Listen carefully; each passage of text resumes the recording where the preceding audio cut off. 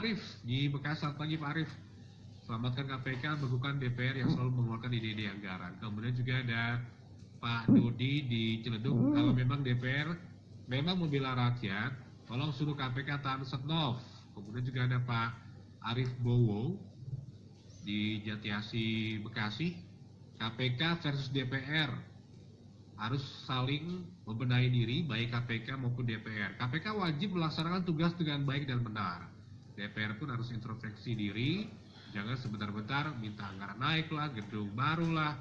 Ingat rakyat yang katanya kau wakili. Kemudian ada Pak Medi di Lampung, jangan sampai membukukan KPK, jadi jangan sampai ada maling teriak maling, harus terbuka dan legowo bagi dua lembaga tersebut. Pak Medi di Lampung. Pak Doan Siagian di Tangerang, bagi yang tidak pernah makan duit negara Rp1 pun, silakan teriak bubarkan KPK. Tapi kalau ada yang makan Rp1 saja, silakan hukum berat dan jangan kau berteriak-teriak bubarkan KPK. Terima kasih untuk Anda yang sudah berpendapat. El Shinda News and Talk. Traffic Info. Pukul 6.58 waktu Indonesia Barat, pendengar, di beberapa ruas sudah mengalami kepadatan, di antaranya dari akun Gongcil menyampaikan di ruas tol Cikampek di pintu tol Bekasi Barat yang menuju ke arah Cikampek dalam kondisi macet pagi hari ini. Informasi kami terima disampaikan via Twitter Alsinta. Perpantauan juga di beberapa ruas lainnya yang sudah ada sampaikan via Twitter kami, pendengar. Ada pelanggar putar balik di kolong flyover Jati Baru Jakarta sehingga mengganggu lalu lintas lainnya, antrian hingga Jalan Tali. Dari akun Bang Ewin JKT yang sudah berbagi informasi pada pukul 6.56 waktu Indonesia Barat. El Shinda News and Talk.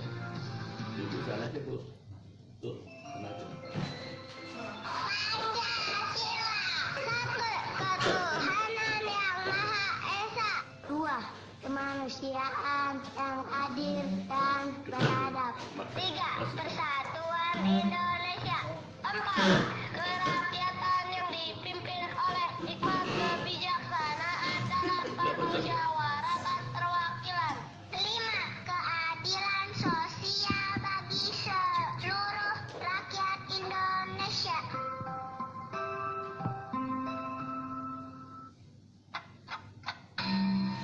Pukul 7 waktu Indonesia Barat.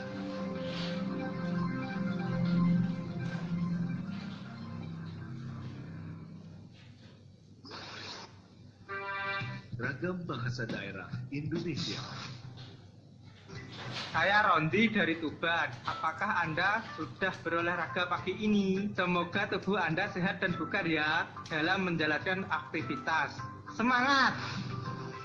Aku Rondi kok Tuban. Apa kowe wis olahraga dino iki? Ben awak sehat lan seger nek nglakoni aktivitas. Semangat! Ragam bahasa daerah Indonesia.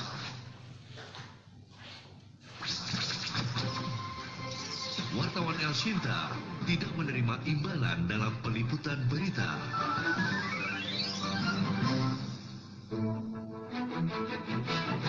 El Shinta News Flash.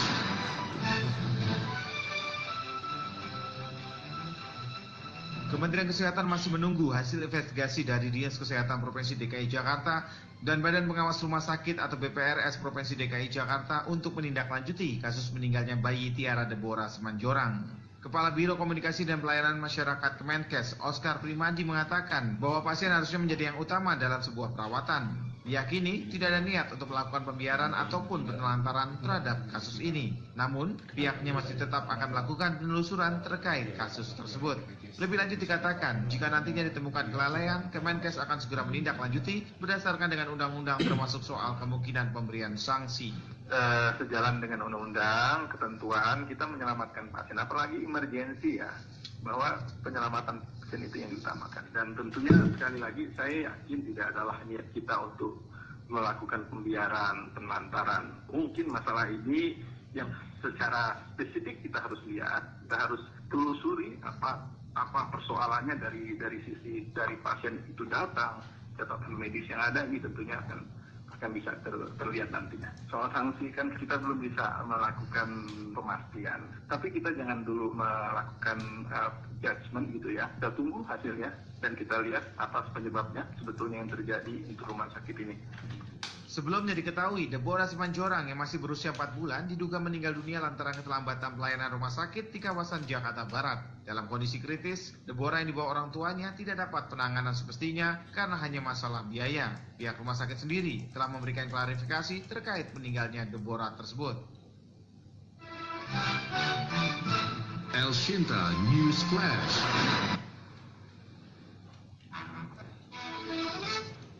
Pada pukul 7 pagi ini, El Shinta akan mewawancarai Presiden ke-6 Republik Indonesia Susilo Bambang Yudhoyono.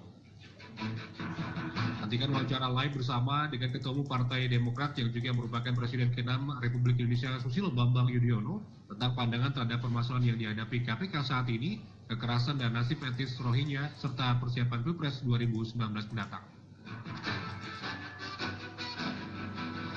Gangguan layanan ATM akibat imbas dari anomali satelit Telkom 1 dipastikan sudah pulih 100%. Terima kasih Anda masih bersama kami dalam El Shinta News Tokyo edisi pagi bersama saya Adi Puyoko.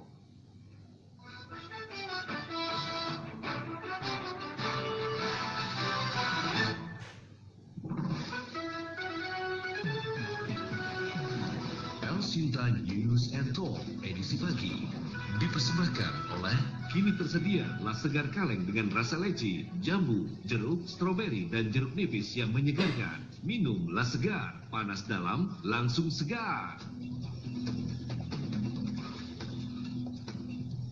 Pendengar, saat lagi kami akan mewawancarai Ketua Umum Partai Demokrat yang juga Presiden ke-6 Republik Indonesia Susilo Bambang Yudhoyono atau SBY. Kami akan mewawancarai tentang pandangan terhadap permasalahan yang dihadapi oleh KPK saat ini, kemudian kekerasan serta nasib dari etnis Rohingya serta persiapan Pilpres 2019 mendatang. Namun sebelumnya kami akan hadirkan paket informasi mengenai SBY berikut ini. El Shinta News and Talk. Susilo Bambang Yudhoyono yang semasa kecilnya akrab dipanggil Sus oleh kedua orang tuanya dilahirkan di Tremas, Arjosari, Pacitan, Jawa Timur, Indonesia pada 9 September 1949. Saat remaja, Sus sering ditinggal kedua orang tuanya, pasangan Raden Sukoco dan Siti Habibah, yang mengikuti dinas kemiliteran ke berbagai daerah. Sus terpaksa dititipkan di rumah Pak Adinya yang sederhana agar tetap fokus dalam menempuh pendidikan di Pacitan. Disinilah saya tinggal selama 8 tahun dan pesan saya kepada semua, dari tempat yang kecil di ini, kita bisa bercita-cita besar, kita bisa memikirkan yang baik-baik di masa jauh ke depan dan bertekad untuk menjadi orang yang sukses sebagaimana yang saya tinggal 8 tahun di tempat seperti ini, sekecil ini, sesederhana ini, ternyata tidak menghalang-halangi jiwa saya yang merdeka untuk memikirkan masa depan dan menjadi sesuatu yang bermakna. Cita-cita besar Sus remaja ternyata tidak jauh berbeda dengan karir yang ditempuh ayahnya, dunia kemiliteran. Pada 1973, saat lulus dari Akademi Angkatan Bersenjata Republik Indonesia, Susilo Bambang Yudhoyono mendapatkan penghargaan Adi Makayasa sebagai murid lulusan terbaik dan Trisakti Wiratama yang merupakan prestasi tertinggi gabungan mental, fisik, dan kecerdasan intelektual. Dengan penghargaan tersebut, karir militernya terus menanjak sehingga sangat mendukungnya untuk mentas di panggung politik. Di pentas politik, publik kemudian lebih mengenalnya sebagai SBY. Karir politik SBY diawali sebagai juru bicara fraksi ABRI pada saat sidang umum MPR 1998. Sebuah jabatan yang sangat tepat bagi SBY mengingat kecakapannya dalam berkomunikasi.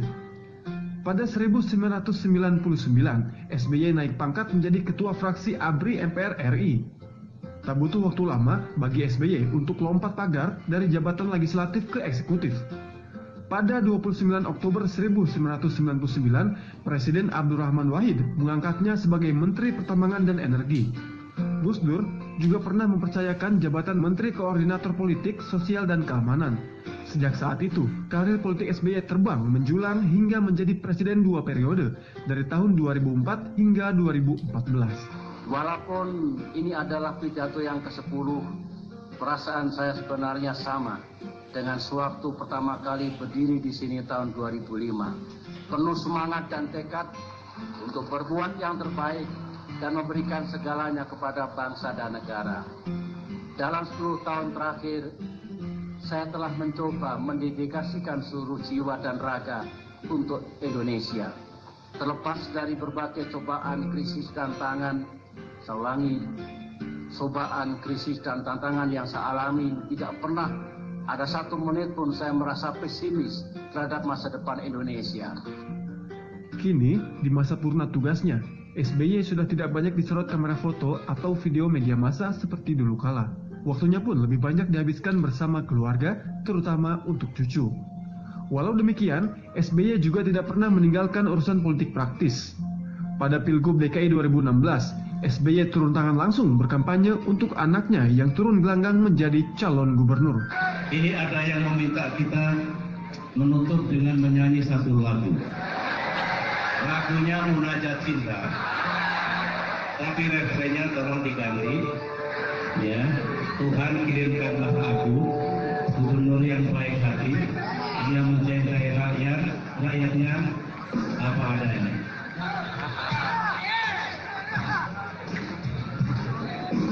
Malam ini kau sendiri, tak ada yang menemani, seperti malam-malam dan sudah Tuhan kirimkan aku gubernur yang baik hati, yang mencintai rakyatnya adanya.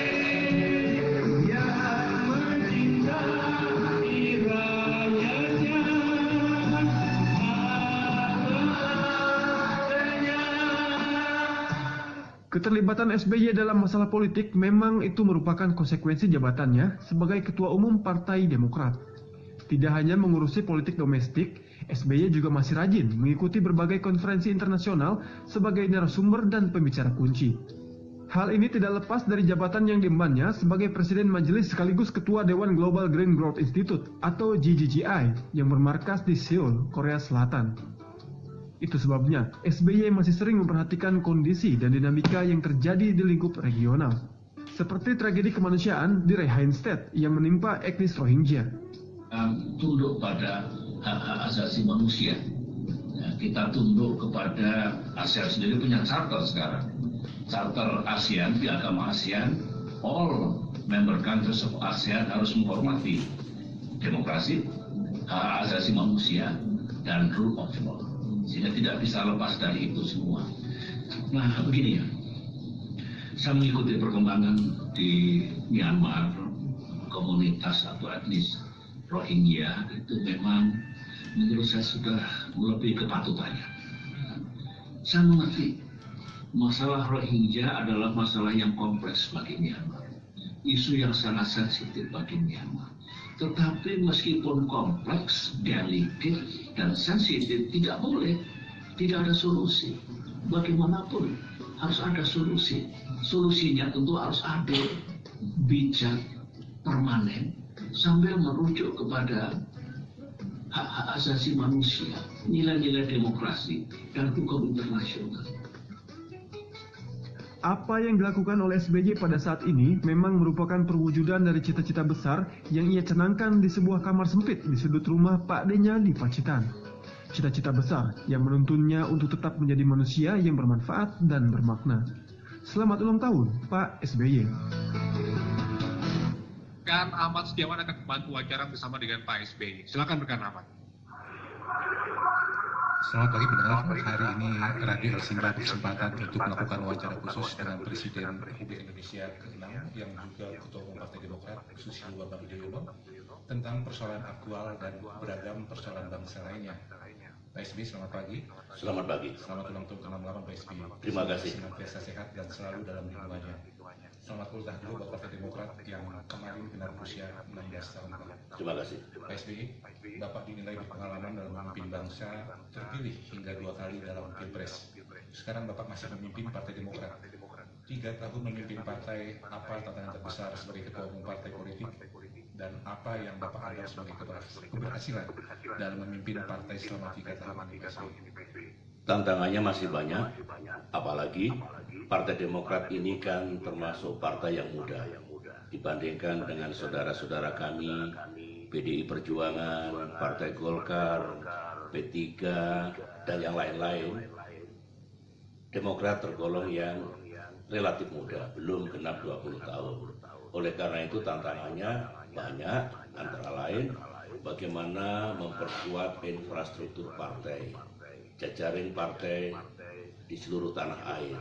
Yang kedua, bagaimana pula meningkatkan integritas dan kapasitas kader-kader Demokrat. Juga tentunya bagaimana seorang kader Demokrat bisa berkomunikasi dengan baik dengan rakyatnya, menyerap aspirasinya, mendengarkan permasalahan yang dihadapi untuk kemudian mendapatkan solusinya.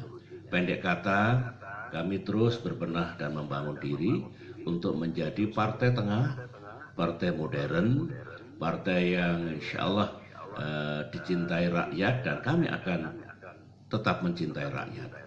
Nah, kalau ditanya apa keberhasilannya 3 tahun terakhir ini, dengan rasa syukur saya harus mengatakan dalam 2 kali pilkada serentak, tahun 2015 yang pertama, kemudian tahun 2017 yang kedua, hasil atau capaian Partai Demokrat baik, jauh di atas sasaran yang telah kami tetapkan dalam rangka memilih gubernur atau wakilnya, memilih bupati atau wakilnya, dan memilih wali kota ataupun wakilnya.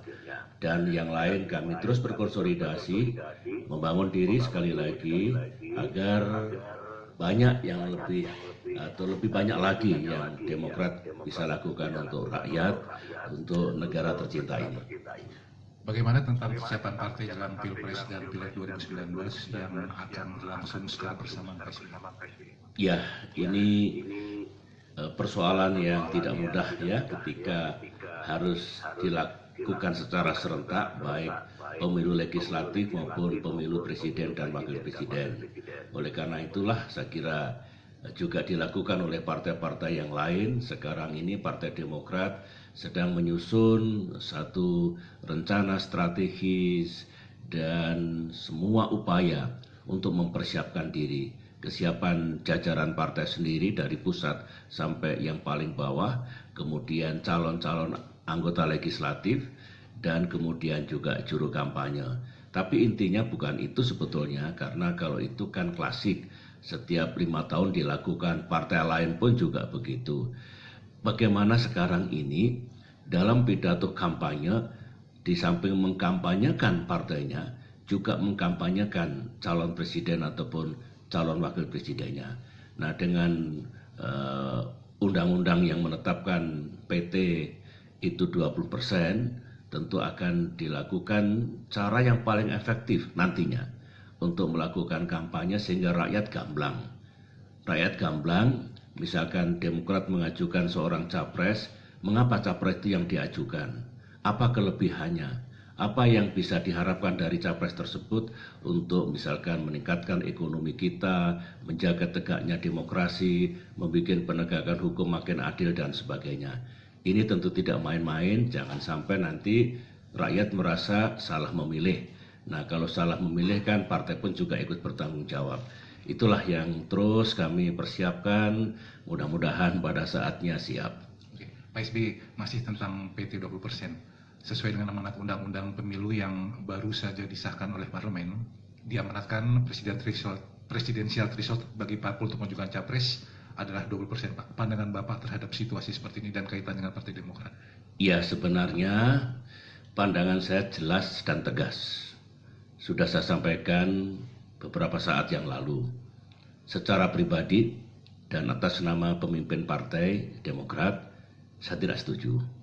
Karena menurut saya tidak logis. Begini, dulu tahun 2009, Pilpres 2009, Pilpres 2014, PT 20%. Demokrat tentu setuju dan mendukung penuh. Mengapa? Karena pemilunya tidak serentak. Pileg dulu. Setelah pemilu legislatif, partai-partai politik tahu perolehannya berapa. Siapa yang memenuhi syarat 20% atau gabungan partai itu dapat 20%, baru mengajukan siapa capres dan cawapresnya. Nah, tahun 2019 mendatang kan serentak.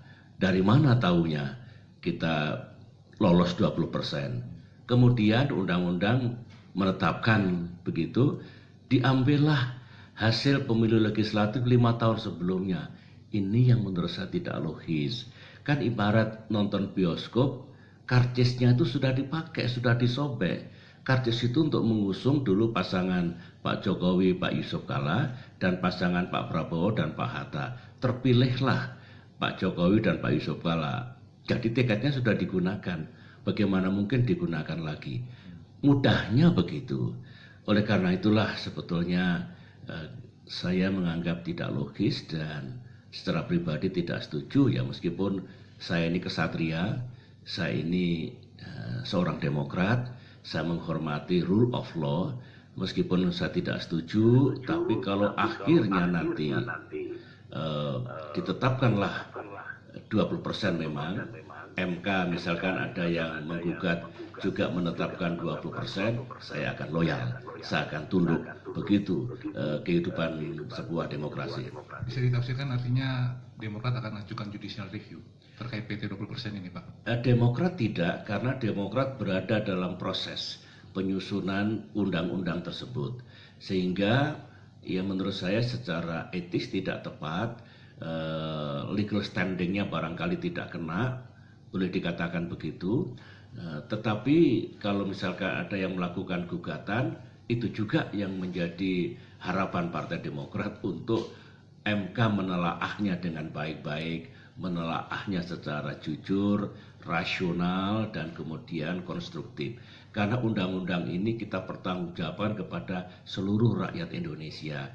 Undang-undang itu harus berlaku umum, berlaku untuk semua, jangan sampai untuk kepentingan sesaat atau kepentingan golongan-golongan tertentu.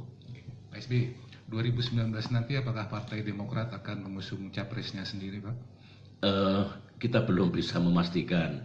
Pertama begini Mas Teguh, dengan PT 20% kan sudah akan jelas berapa pasang nanti. Bisa 2 pasang, bisa juga 3 pasang. Jadi yang harus saya sampaikan sekarang, Demokrat insya Allah akan mengusung pasangan capres dan cawapres tertentu. Jadi kalau misalkan ada yang bertanya apakah mungkin Demokrat mengusung Pak Jokowi ataupun Pak Prabowo ataupun calon yang lain, dalam politik serba mungkin. Bisa saja kami mengusung Pak Jokowi atau Pak Prabowo atau siapapun nanti. Sekali lagi yang kami usung, kami yakini bisa membuat Indonesia ini lebih baik 5 tahun mendatang. Dan kemudian platformnya juga sama. Tidak mungkin kalau Demokrat itu partai yang mencintai pembangunan ekonomi yang adil, bukan hanya golongan tertentu, tapi rakyat pun juga dapat semuanya.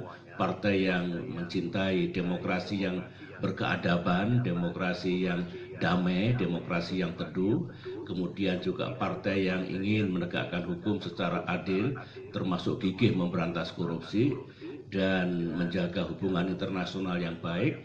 Lantas seorang capres tidak punya komitmen untuk itu semua. Bahkan pikirannya berbeda sama sekali.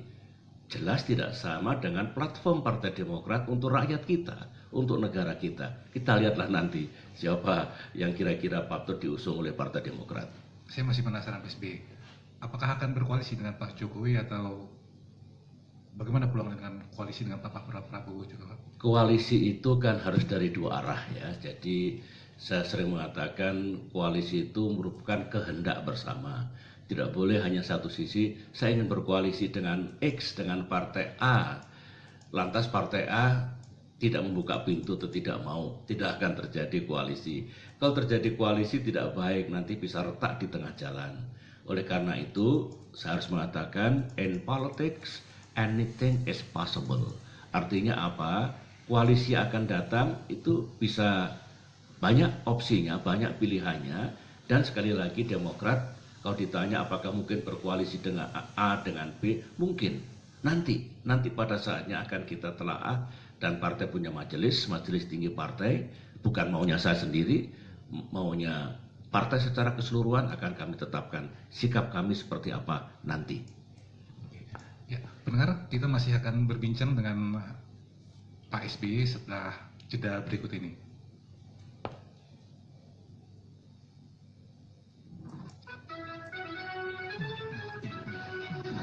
El Sinta News and Talk edisi pagi dipersembahkan oleh kini tersedia segar kaleng dengan rasa leci, jambu, jeruk, stroberi dan jeruk nipis yang menyegarkan. Minumlah segar, panas dalam, langsung segar.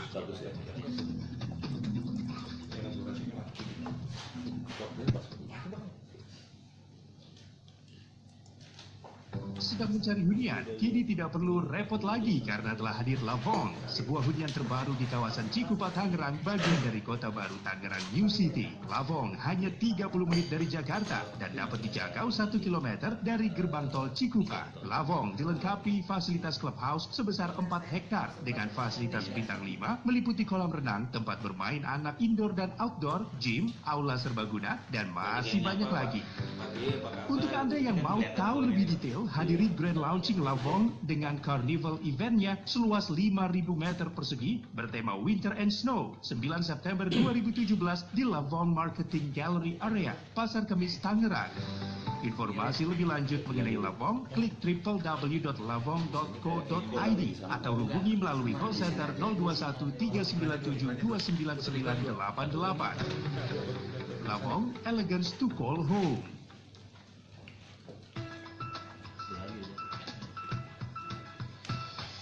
Lihat yang keren, ingat kamu.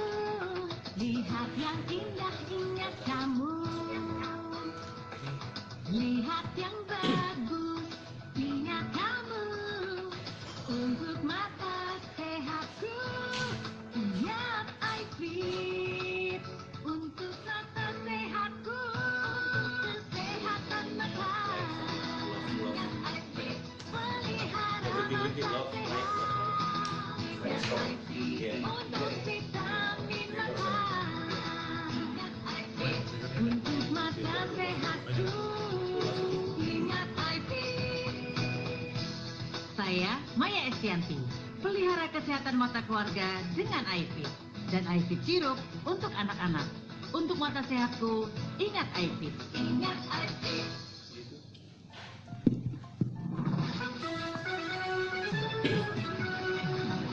Sinta News and Talk edisi pagi dipersembahkan oleh kini tersedia segar kaleng dengan rasa leci, jambu, jeruk, stroberi dan jeruk nipis yang menyegarkan. Minumlah segar, panas dalam, langsung segar.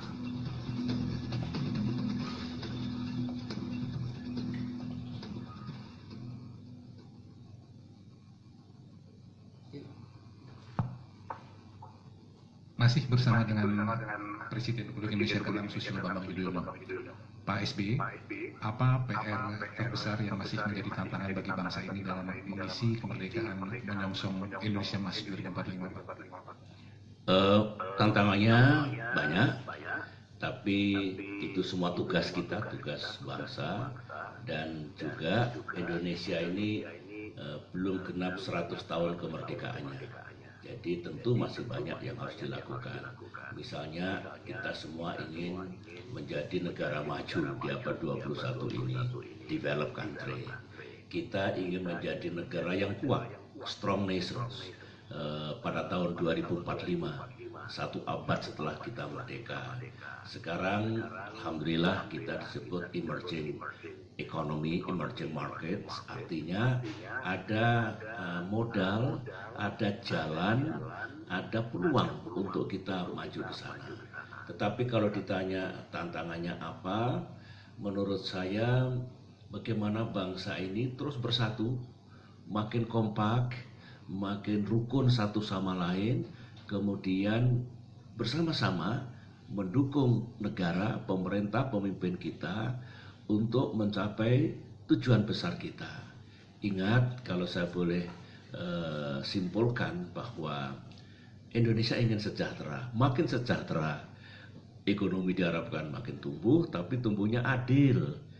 Tumbuh adil untuk semua sampai rakyat yang paling bawah dan tanpa merusak lingkungan. Nah, bagaimana kita membangun ekonomi kita ke depan ini sampai mendapatkan kondisi atau pencapaian seperti itu.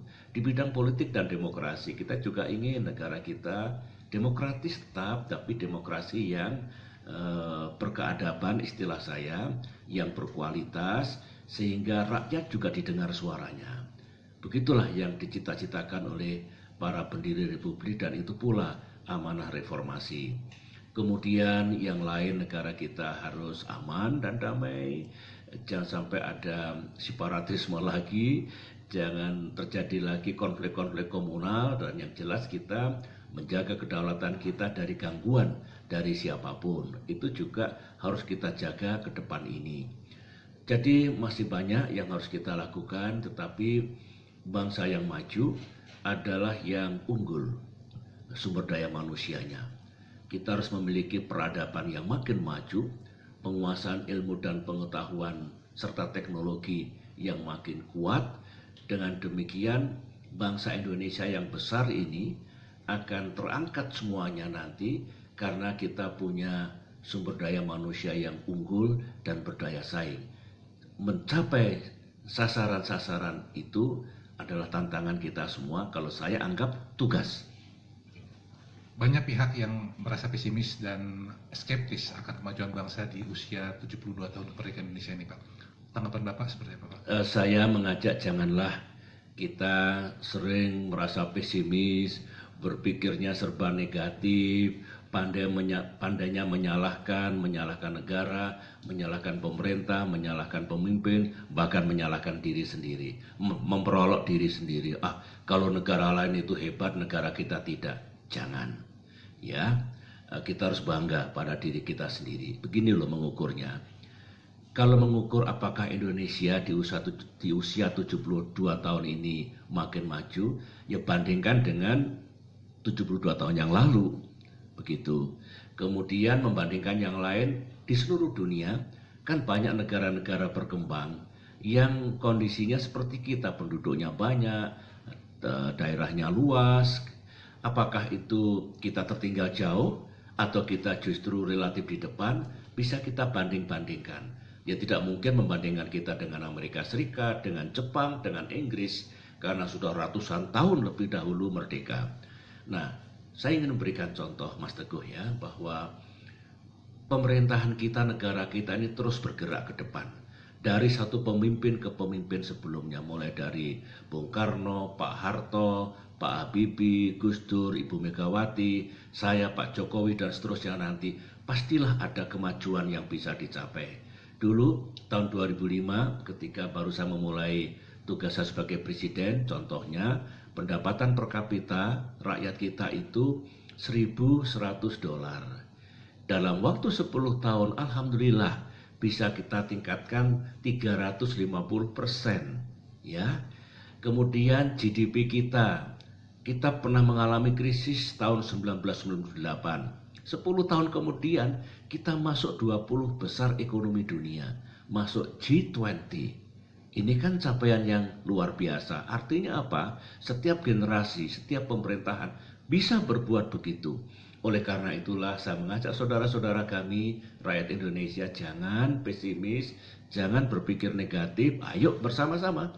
Bukan hanya tugas Presiden Jokowi sekarang, tugas kita semua untuk betul-betul membuat negara kita ini yang makin maju, makin adil, dan makin sejahtera. Pak SBY, masih banyak kalangan yang berpikir pendek dan menghalalkan segala cara untuk mencapai tujuan dan atau keinginan, terutama di kalangan politisi. Bagaimana pandangan Pak SBY terkait dengan hal ini, Pak? Begini, saya punya falsafah ya. Tidak ada jalan yang lunak untuk mencapai cita-cita yang besar. Kalau seseorang punya cita-cita yang tinggi, cita-cita yang luhur untuk menjadi pemimpin, menjadi tokoh begitu, persiapkan dirinya dengan baik, harus punya modal, punya bekal, pengetahuan, ya kapasitas lah begitu. Kemudian berjuang berjuang secara halal, ada konstitusi, ada undang-undang, ada aturan main, ada etika, ada hukum. Nah, kemudian terus ke depan, dalam perjalanan karier seseorang, politisi misalkan, kan tidak selalu mulus, ada ups, ada downs, ada pasang, ada surut, kadangkala berhasil, kadangkala gagal. Oleh karena itulah, seseorang yang ingin berhasil menjadi pemimpin harus siap dengan semua liku-liku perjalanan itu, jatuh bangun. Yang penting jangan pernah menyerah, dan pesan saya, jangan menghalalkan segala cara. Ya, karena itu berbahaya. Apa bangga kalau kita menjadi pemimpin, entah bupati, entah wali kota, entah gubernur, ataupun menteri, ataupun presiden, tapi caranya kita lalui tidak baik. Kita tidak menjalankan pemilu yang fair and demokratik, pemilu yang jujur dan demokratis.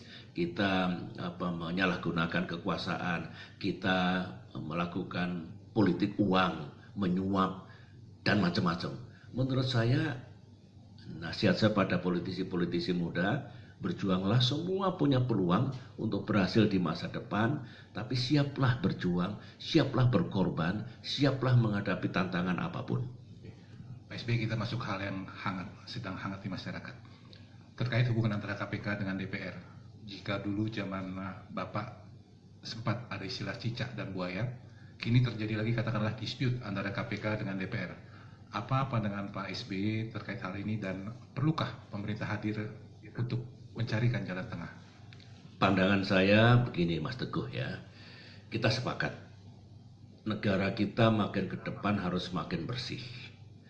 Ya, good governance, pemerintahan yang baik harus menjadi hukum lah katakanlah di negeri kita ini. Oleh karena itu semangat untuk mencegah dan memberantas korupsi harus tetap hidup dan tinggi. Pemberantasan korupsi harus berlangsung tetap agresif, tapi harus adil, tidak tebang pilih, dan bebas dari intervensi dari pihak manapun. Nah, siapa yang kita kasih mandat dan kepercayaan untuk melakukan pemberantasan korupsi ini? Ya semua penegak hukum, KPK sendiri, jajaran kepolisian, jajaran kejaksaan, jajaran pengadilan, dan semua yang ada dalam sistem penegakan hukum kita. KPK terus terang sekarang ini mendapatkan kepercayaan yang tinggi dari rakyat. Oleh karena itu, mari yang pertama kepada KPK sendiri sekarang. Saya balik KPK sendiri. KPK Anda mendapatkan kepercayaan yang tinggi dari rakyat. Laksanakan tugas dengan sebaik-baiknya. Lurus sesuai dengan amanahnya. Kemudian jangan mau diintervensi dari manapun. Dengan demikian rakyat akan mendapatkan keadilan yang sejati. KPK juga harus menjaga integritasnya di dalam, ya, kemudian jangan sampai ada kesalahan apapun. Bayangkan kalau rakyat sudah sangat percaya, KPK memiliki kekeliruan-kekeliruan. Sebagai satu lembaga, lakukan juga pembenahan diri setiap saat, dengan demikian tidak ada masalah apapun. Saya pribadi dari dulu sampai sekarang mendukung penuh KPK. Mendukung penuh KPK. Dengan harapan sekali lagi, laksanakan dengan baik, lurus, tolak segala intervensi, dan jatuhkan mereka kalau salah, nyatakan salah dihukum, kalau tidak salah ya bebaskan, tidak dihukum. Itu kepada KPK. Nah, kepada yang lain, marilah kita berikan dukungan. Saya mengerti loh, saya bukan baru setahun 2 tahun ada dalam kehidupan di negeri ini. Kalau ada pihak-pihak yang sebetulnya ingin melemahkan KPK, saya tahu, saya ingatkan janganlah. Kalau ada entah politisi, entah partai, entah siapapun yang semangatnya melemahkan KPK, bahkan mungkin malah ingin, maaf ya, membubarkan KPK, saudara berarti tidak mendukung upaya besar negara ini makin bersih. Berarti saudara-saudara tidak mengerti aspirasi dan kehendak rakyat Indonesia. Itu pandangan saya, dan KPK sebetulnya dengan yang lain, kepolisian, kejaksaan, bersinergi, berkolaborasi, tidak perlu bermusuhan. Nanti yang rugi negara, yang rugi rakyat. Begitu. SB masih soal hal aktual di masyarakat, Pak. Soal isu strategis Rohingya di Myanmar. Apa sebaiknya yang bisa dilakukan oleh pemerintah untuk mendorong ASEAN dan organisasi konferensi Islam Oki untuk mencarikan solusi kasus Rohingya, Pak? Ya, saya mengikuti perkembangan Rohingya sejak dulu dan sekarang ini saya juga mengikuti pemerintah kita sudah melakukan sejumlah inisiatif dan tindakan. Saya mendukung langkah itu, tetapi saya berharap lebih ditingkatkan lagi dan lebih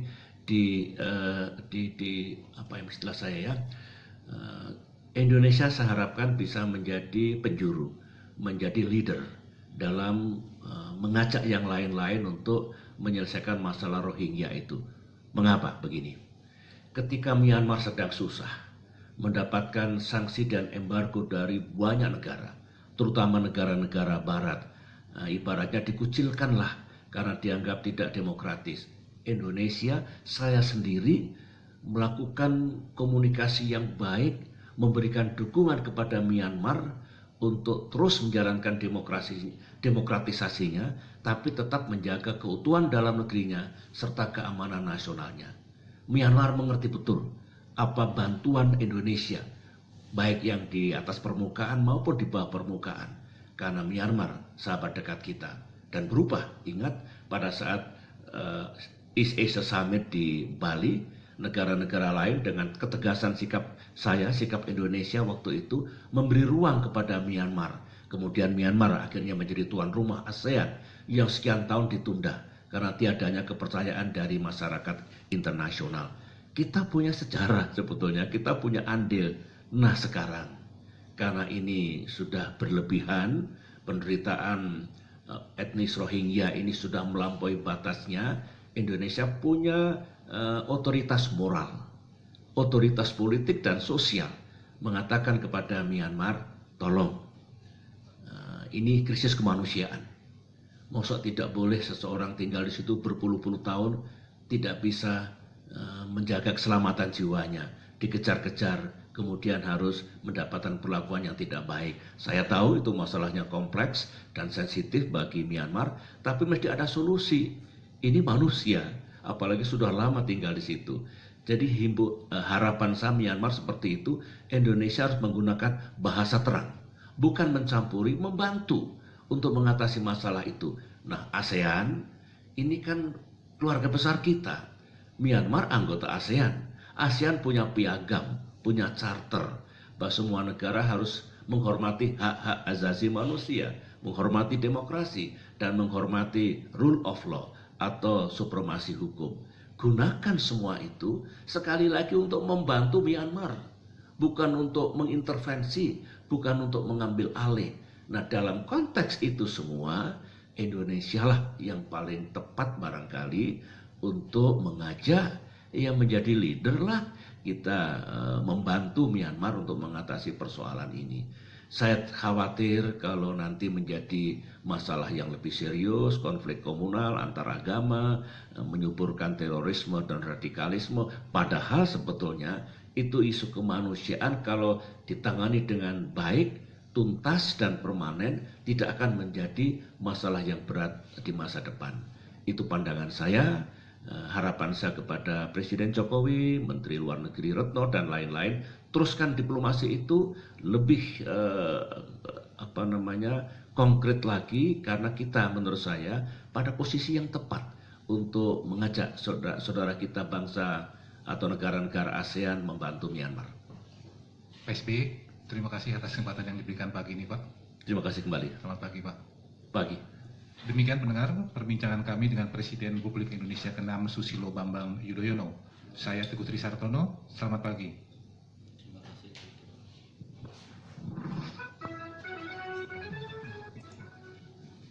Sinta News and Talk edisi pagi dipersembahkan oleh kini tersedia segar kaleng dengan rasa leci, jambu, jeruk, stroberi dan jeruk nipis yang menyegarkan. Minum segar, panas dalam langsung segar.